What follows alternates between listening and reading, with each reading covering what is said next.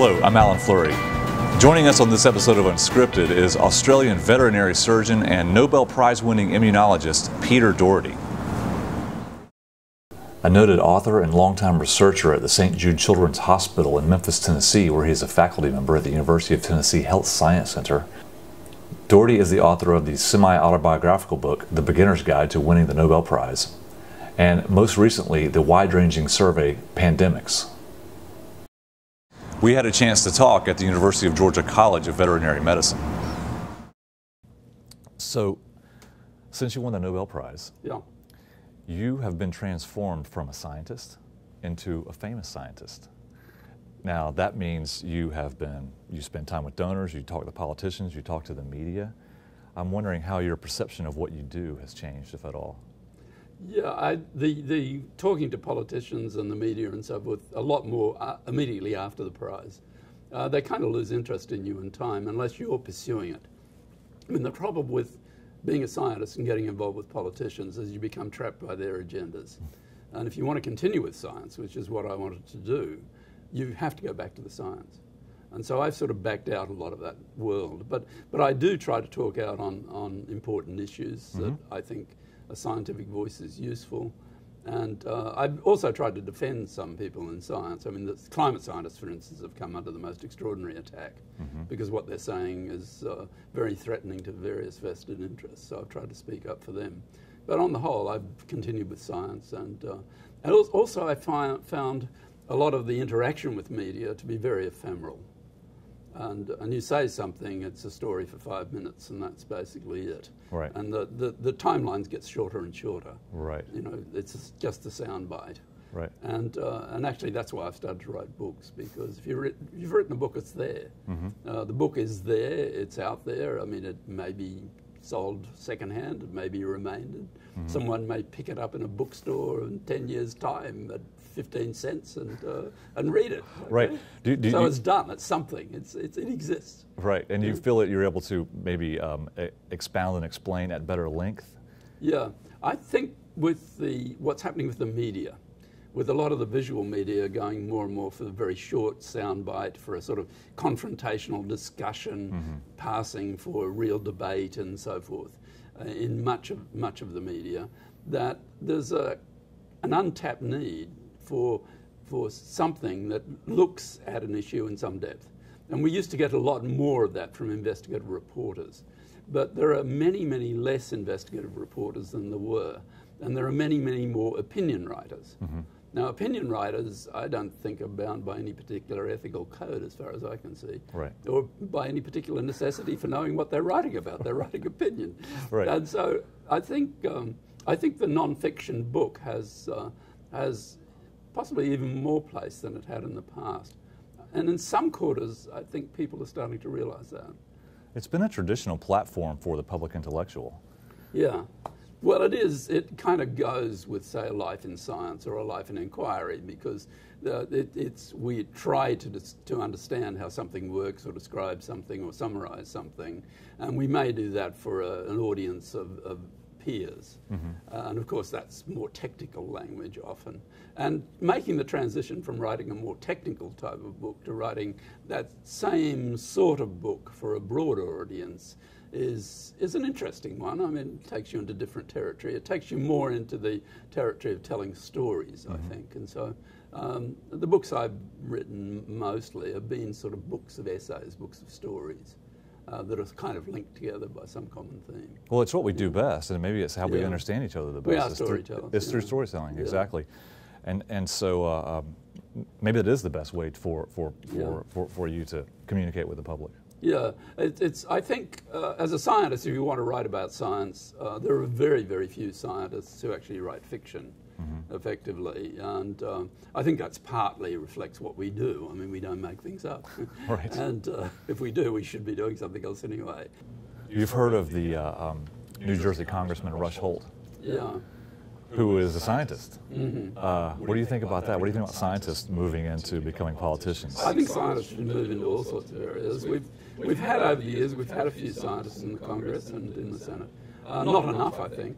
I think often the spectrum of people who seek political life is too narrow. We have too many lawyers and too many real estate agents if they're in state politics, because what they want to do is really sell real estate, and change the rules. And so I think we need more scientists, we need more engineers, we need more professionals of various types.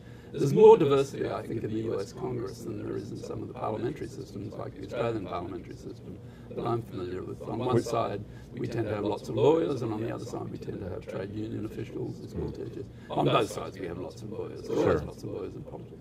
Yeah. Right, and it's really the melange that's the most important thing. Yeah, I think we need in many ways, we do need a better representation from across the spectrum, but we don't get it much of the time. I'm kind of curious how you think people move into that place in their life. Once you've achieved some level of success and maybe even renown, how do you take a mantle of an issue or a set of issues, or like you say, defend some of your fellow scientists? Yeah, well, I mean, if you win a Nobel Prize, you get a sort of immediate pass, which allows you to get a lot more access to that sort of thing. But in the main, newspapers are not all that interested in what scientists are saying. And the dialogue between a scientist and a journalist is often lethal. Because the scientist is trying to tell the journalist about something they think they've done that's really important, and the journalist is trying to find some sort of good story that's preferably got some sort of spectacular bottom line to it. So often what happens is things get hyped beyond what the scientists would really feel comfortable in saying. And so I think all scientists have had the experience of talking to, say, journalists and then looking with dread at what's written the next day. Yeah. We've actually tried a different model. We started a new thing in Australia which we call The Conversation.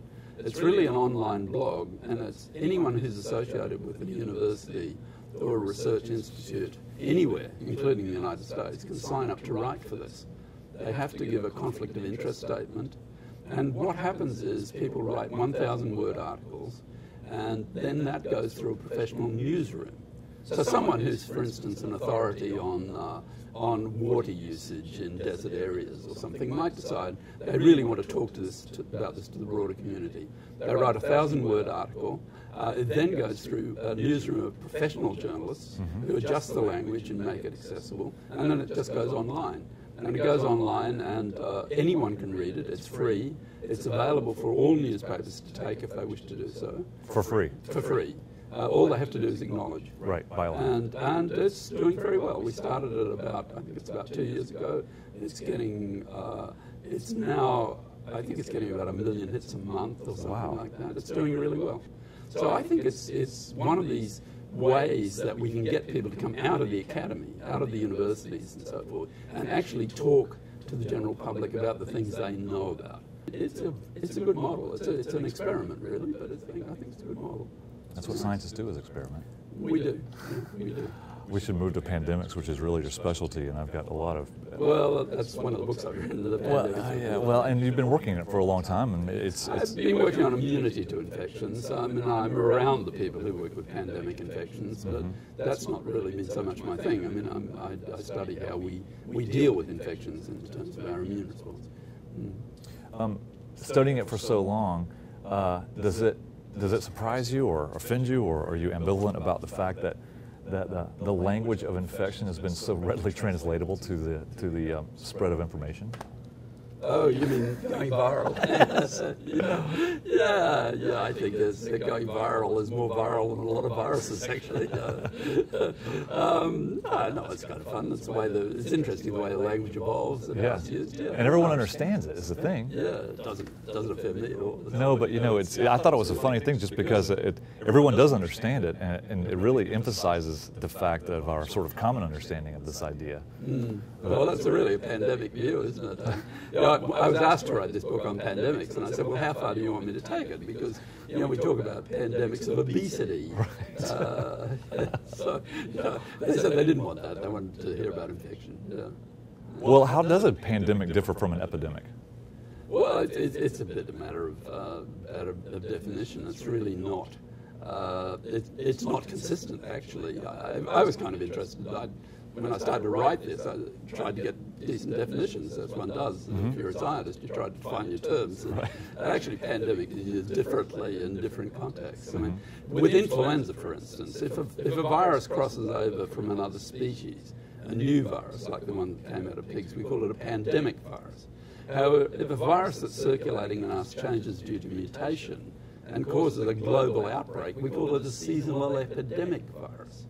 On the other hand, the people who study noroviruses, the one that causes the disease where everyone on the cruise ship throws up. Right. And gets really sick and they have a rotten time and it's a bad holiday. Okay. They get regular outbreaks of this that are global that are really equivalent to our seasonal influenza. But that group calls it a pandemic. So it's really a bit a matter of how you care to define it. Mm-hmm. Yeah. But generally, I mean, the definition of pandemic in the influenza world is that it has to spread between more than 2 World Health Organization regions. Now, the World Health Organization regions are sort of regions of convenience. They're not geographic. I mean, they're different geographic reasons, but they don't really represent widely dispersed geographic areas of the planet. And so even there, it's a bit loose. Right, right. Except we know when influenza is transferred between 2 regions, it's going to go global. Right. It hasn't already. Right. But we don't know that for other infections. You know? So it's a bit of a loose term, actually. Yeah. We are coming up on the centennial of the Panama Canal, which would probably not have been built, but it was built. I guess it wouldn't have been built if not for the leadership of Walter Reed and what was done to conquer yellow fever. But they didn't. They weren't able to come up with a cure for it or anything, or a vaccine. No, but it was a strategy. It was basically a good preventive medicine strategy. It was sanitation, public health.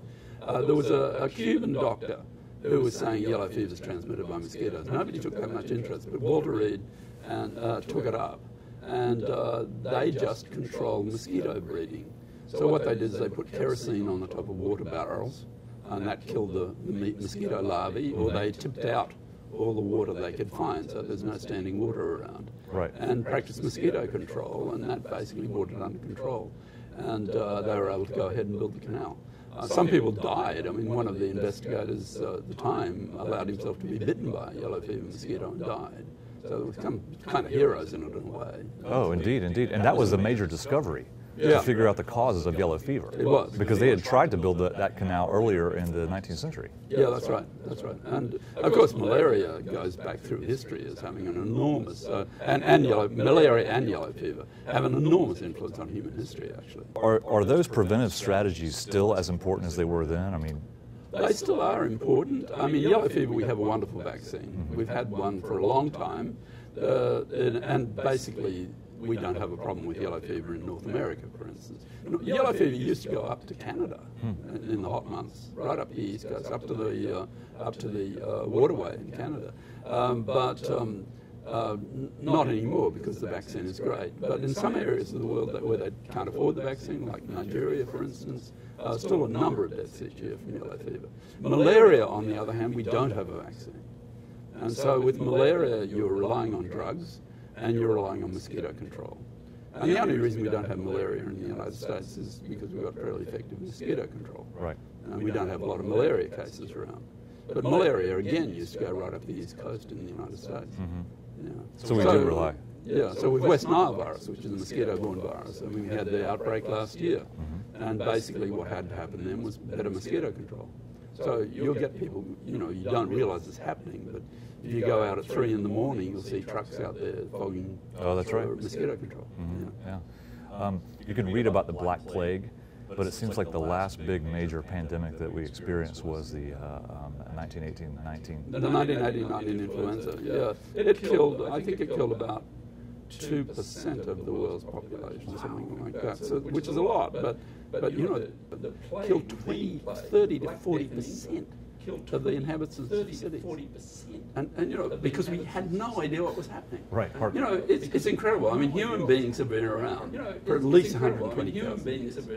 It's less than. It's basically 160 since we've understood infectious disease, since the time of Pasteur and Koch. Right. The latter half of the 19th century, we start to understand infectious disease. All those guys who died of tuberculosis, like Keats, and Chopin and so forth. Right, Shelley. We didn't understand infectious disease. Yeah. I think Shelley drowned in a boating accident. Oh yes. Yeah, they both drowned. I mean, it's in the Bird Book. That's why I thought of it. Poor old Keats drowned in his own lung fluids because of TB, and Shelley drowned because he fell out of his boat.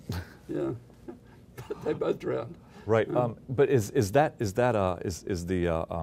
the Spanish influenza, is that the type of scenario that we think about when we think about pandemics now? Yes, is we that often prepare do. for? And of course, because it was catastrophic, I mean, 50 to 100 million people died, and they died worldwide, and it sort of got everywhere, pretty much everywhere. But there are certain, we knew it was infectious. We knew about infectious disease. We didn't isolate the infectious agent. So the plague, the flu thing really calms down after 1919. What we didn't realise till earlier is the virus was adapting and becoming milder. Oh, right, right. And basically, we didn't isolate the flu virus till 1933.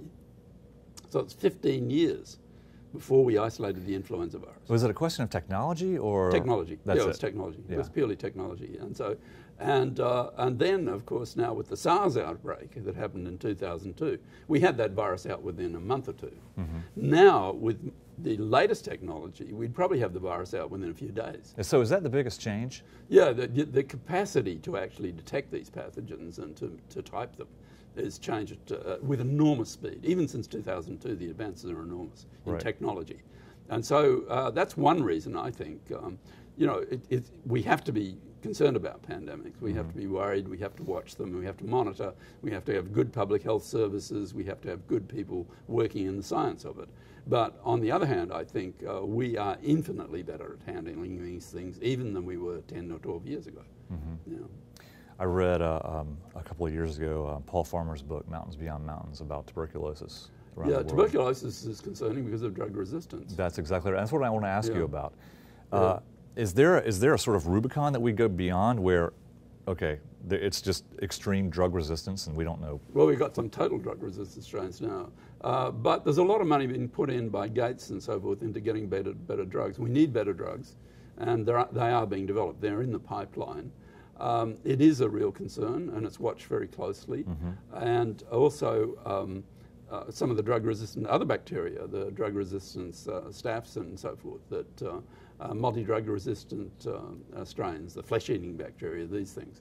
What's concerning is we seem to have worked our way. We have to kill the bacteria via biochemical pathways that are different from the pathways used in our cells, because otherwise the drugs will be toxic for us. Sure.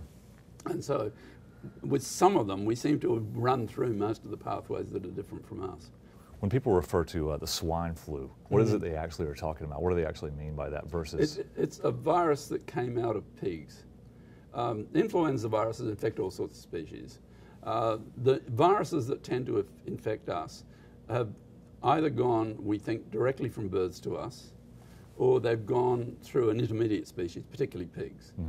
And we've long suspected pigs are a major reservoir. In fact, some of the 1918 virus, the one that caused the great pandemic, went into both humans and pigs. And the viruses remain much more stable in pigs, perhaps because of the way we keep pigs and turn them over much more rapidly. Oh, right, right. And so some bits of that 1918 virus, when we got the 2009 swine flu, were identical, almost identical to the 1918 virus.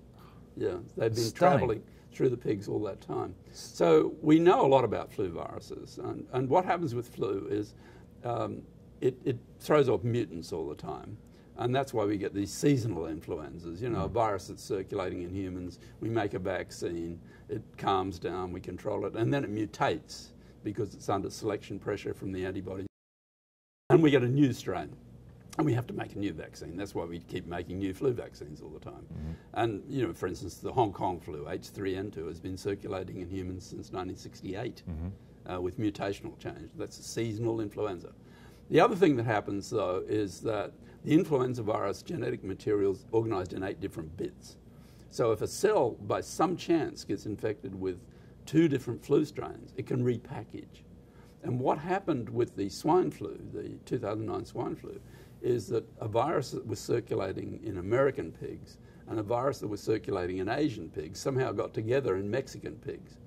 And so how that happened, we don't know. Wow. But it repackaged to give a virus which is very infectious for us. Now, when people pull that virus out of humans and they sequenced it, they find these sequences are totally identical to the virus in pigs. So we call it a swine flu virus because it comes out of swine. Right. Okay. And it's got genetic changes that we know allow it to grow in swine. but it doesn't have a little bit of pig in it. I mean, it's come out of swine. What's the best guide that people can use to guide their own usage of antibiotics? Well, I mean, you go through your doctor, basically. I mean, we don't use antibiotics here without going to a medical practitioner. Right. I think, you've got to go to your medical practitioner. There's so many things that you think are something, but the doc knows. I mean, right. These guys, they're looking at this stuff every day. I mean, right. Yeah, it's not so great. I mean, if you've been in Africa and you come back with malaria, well, maybe your local doctor won't have seen much malaria, and he may miss it, and right. you may have to suggest it, or you may have to get yourself to an infectious disease specialist, a tropical infectious disease specialist. Right. But basically, when we're talking about the things that are circulating in our own communities, these people see this over and over and again. Right. And they know. And what you think after reading Wikipedia or looking in the Mayo Clinic thing, you may think you've got this disease. He said, no, you haven't got that. Yeah. So you've got to go to real professionals. Something I write about often is research that happens at the university. Yeah. Publicly funded research. Yes. Do you think the work that happens in university laboratories would happen in a private sector lab, where the profit motive is the main thing, or is the well, you can only really expect that the private sector labs, under current conditions, to be doing research that's likely to lead to a product fairly early on. Mm-hmm. There's just too much of a back off. I mean, what happens when drug companies amalgamate is they fire their research division, quite frankly. Right. It's like science news disappearing. And in fact, a lot of commercial companies are really relying on public sector research for their new input. Mm-hmm. So I think we really have to keep up public sector research if we want to keep the US strong mm-hmm. as a dynamic scientific society. Because, of course, that's one of the great pluses from the US. That's a lot of product has been based in good science and so right. forth. So I don't think we're going to get a lot of it from the private sector as things stand. Yeah. How do we continue to make that case, though? I don't know if it really, if people who aren't involved in university life or aren't on campus or aren't involved in university research really understand that relationship. Well, you have to keep talking to the congressmen and senators and so forth. You have to lobby them. You have to have sophisticated lobby organisations. I mean, some of these guys are pretty sophisticated and they understand that. But when you get a sort of cost-cutting government, all they want to do is cut taxes and so forth, then it becomes very difficult. Mm-hmm. But it is the great advantage that the US has is its scientific culture. And if you're thinking of putting the US up against China, look at all the manufacturing jobs that have been lost because American workers are competing with people who have very low incomes, no health care and all the rest of it. Mm-hmm. And American companies have just transferred those jobs out. And that is the problem mm-hmm. for the US. And so, what do you have that those countries don't have? And at the moment, at least, you've still got high quality research programs that are producing new stuff. But if you give that up, what do you have? I mean, it's the US, I think, has the world's biggest armaments industry. But what other industry does it dominate globally? I mean, probably things like Gates and so forth. And, right. No, it's the knowledge industry. Now, of course, those industries generate a lot of intellectual product that has nothing to do with public sector. Mm-hmm. But I think if you're thinking about biomedical research and so forth, a lot of the intellectual product comes from public sector. Right. Yeah. As it should. Yeah, I mean, if you had different ways of structuring things, so private sector did, and private sector did a lot more in the past than they do now. Mm-hmm. Yeah, but it's also the nature of the capitalist system, I think. I mean, I'm hardly an authority on the capitalist system, but, sure. But it seems to me everyone's looking for short-term profit. Right. Whereas the more centrally controlled countries like China and so forth, they're taking a much longer view in their industry, and I think that's really dangerous if we go only for short-term profit. Right. Because we write down our research divisions. The drug company, I think, that probably in the world is doing the best is Novartis, which hasn't done that. It's European, and they've taken the long view, and they've kept their research programs strong. And a lot of other companies, their research programs have been wound right back. Mm-hmm. Yeah, it's very important. There's one thing that you hit on and several times in your books, and that is that we need to let people who we vote for know how we feel about certain issues. Yeah. And you've been involved in this for a really long time. How do you maintain your optimism about that? Well, what can you do? I mean, you've got to try and do what you can. I mean, you can give up in the face of it and say it's not worth doing and we can't really succeed. And actually, a lot of things have been going backwards, quite frankly. And with these, the idea that's prevalent, I think a lot in the US, that people can expect services without paying taxes, is an absurd one. But it's a very common idea. There's this libertarian theme that really makes no sense to me. I mean, you know, taxes are the price you pay to live in a civilized society, quite frankly. Exactly right. It's the Commonwealth. It's the Commonwealth, yeah. But we've gone away from that a lot in our thinking, and I think that's considerably to our detriment, in fact. But what we do about it, I'm not sure. And we try to talk to people, you try to educate, you try to make people understand. We need more scientists in Congress. We need more scientists in the Senate. We need people who see science in politics, see science as their thing, so that they make their reputation around that. We've had that in the past, particularly in medical science, with people like Senator Harkin, for instance, who was a very strong advocate for medical research. That's been falling off a bit, particularly on the Republican side, as this libertarian anti-tax view takes more hold. Yeah. So true. Well, your work is a great force in that direction, so please just keep it up. Well, I think we've all got to try it. And that's why I think it's much more important to get this much broader. And I think we can broaden it out a lot. With young people, I mean, social media is one way of doing it. I mean, social media can be a distraction. I mean, you can think you're achieving something and you're just talking to a group of friends or a group of like-minded people and reinforcing. But I think used intelligently, it can be very effective, particularly at election times. If you can get out why it is that you should or should not vote for particular people and use social media to do that, that can be powerful. And of course the major political parties now understand that.